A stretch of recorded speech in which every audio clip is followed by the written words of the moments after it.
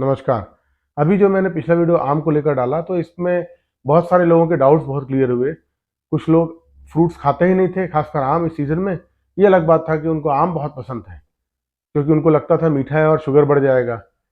और कुछ लोग थे जो कि आम अधिक मात्रा में खा रहे थे, उन्होंने भी अपने आम के इंटेक को लिमिटाइज़ किया। कुछ लोगों ने ये कहा कि गर्मियों के मौसम में वो आम बहुत खा रहे हैं और ये अलग बात है कि वो डायबिटिक हैं, उसके बावजूद उनका ब्लड शुगर लेवल कंट्रोल आ रहा है। और कुछ लोगों ने तो ये भी बोला कि उनका शुगर लेवल बिलो नॉर्मल आ रहा है, जबकि वो आम दिन में बहुत खा रहे हैं। और उनका तो ये कहना था कि आप सिर्फ 100 ग्राम बोल रहे हैं, हम तो 600 ग्राम खा रहे हैं। तो आज इस वीडियो में बात करेंगे कि जनरली ऐसा होता क्यों है, क्यों कुछ लोग कितना भी मीठा खा लें उनका ब्लड शुगर नहीं बढ़ता, और कुछ लोग हैं जो थोड़ी सी मात्रा में भी अगर मीठा या फिर आम या फिर कोई भी खाद्य पदार्थ खाते हैं तो ब्लड शुगर उनका एकदम से बढ़ जाता है। तो सबसे पहले इसका मेटाबॉलिज्म समझ लेते हैं कि बॉडी में ब्लड शुगर आता कहाँ से है। जब भी आप कोई भोजन ग्रहण करते हैं, जब भी कुछ आप खाते हैं, भले वो मीठा हो या कोई भी टेस्ट का हो, कुछ ना कुछ मात्रा में उसमें ग्लूकोज जरूर रहता है। तो वो जो आपने खाया शुगर या जो मीठा, वो आपके पेट में जाता है, स्टमक में, और साथ ही साथ स्मॉल इंटेस्टाइन में इसका एब्जॉर्प्शन होता है। मतलब पेट और छोटी आंत में ये जो शुगर है उसका एब्जॉर्प्शन होता है ग्लूकोज के रूप में, और आपके बॉडी में और आपके ब्लड सर्कुलेशन में ग्लूकोज बढ़ जाता है। ये ग्लूकोज फिर जाता है लिवर के पास, और लिवर क्या करता है, थोड़ी मात्रा में ग्लूकोज को स्टोर करता है और बाकी को दे देता है फिर से वापस ब्लड सर्कुलेशन में, ताकि आपके शरीर में जहां भी आवश्यकता हो वहां पर मसल्स को और साथ ही साथ सभी कोशिकाओं को, सेल्स को एनर्जी के लिए ग्लूकोज मिल जाए। और जनरली अगर एक हेल्दी व्यक्ति है, एक स्वस्थ व्यक्ति है, तो जो शुगर आपके बॉडी में सर्कुलेट हो रहा है वो जहां जहां आवश्यकता है वो शुगर एब्जॉर्प्शन हो जाता है और आपके बॉडी का ब्लड शुगर लेवल फिर से नॉर्मल हो जाता है।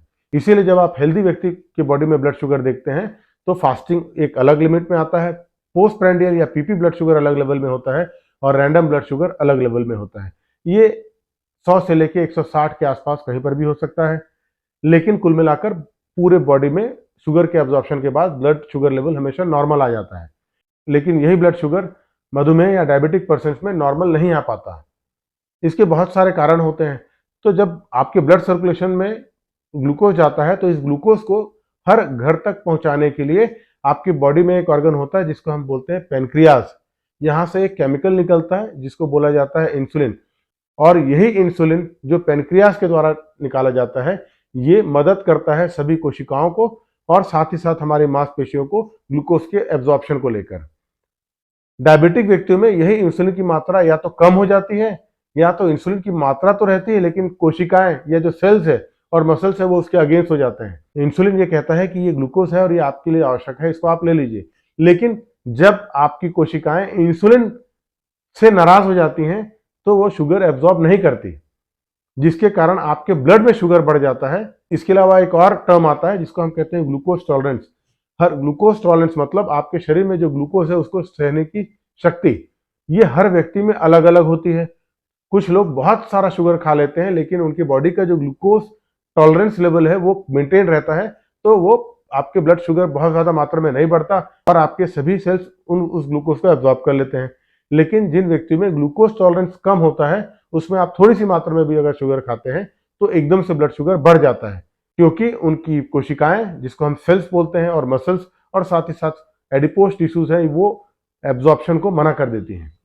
आपने ऐसे भी लोग देखे होंगे जो लोग कितना भी मीठा खा लें उनका शुगर लेवल हमेशा कम होता है। इसको मेडिकल टर्म्स में हम कहते हैं रिएक्टिव हाइपोग्लाइसीमिया। ऐसा क्यों होता है इसके बारे में बहुत सारी स्टडीज चल रही है, लेकिन ऐसा माना जाता है कि कुछ लोगों में इंसुलिन का सिक्रीशन लगातार बना रहता है।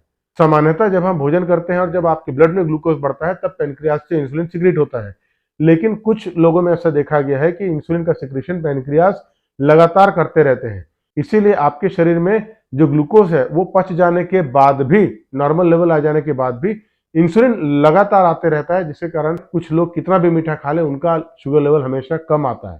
जहाँ तक आम की बात करते हैं तो कुछ एक रिसर्च ऐसा पाया गया है कि जो अगर आप आम का उपयोग करते हैं तो आपका जो फास्टिंग ब्लड शुगर है वो कम आता है, कंट्रोल में रहता है। पर ये जो रिसर्च है वो बहुत कम लोगों पर किया गया था और उस रिसर्च में भी आम की मात्रा लिमिटेड में रखी गई थी। इसीलिए मेरा ये एडवाइस है कि हो सकता है कुछ ऐसे लोग हों, एक्सेप्शन सभी जगह रहते हैं, तो कुछ ऐसे लोग हैं जो लोग आम खाते हैं उसके बावजूद उनके ब्लड का शुगर नहीं बढ़ता। लेकिन इन जनरल हम कॉमनली बात करें तो हमको आम हमेशा सीमित मात्रा में खाना चाहिए। जहाँ तक हम आयुर्वेद की बात करते हैं कोरिलेशन, क्योंकि बहुत सारे ऐसे वीडियोज आते हैं जिसमें ये कहा जाता है कि आयुर्वेद में कहा गया है कि कितना भी आम खा लो या कितना भी मीठा खा लो, शुगर नहीं बढ़ता। तो आपकी जानकारी के लिए ये भी बता दूं कि जो शुगर है या मधुमेह है, वो एक प्रमेह का ही एक प्रकार है, और किसी भी प्रकार के प्रमेह का मुख्य कारण कफ दोष होता है।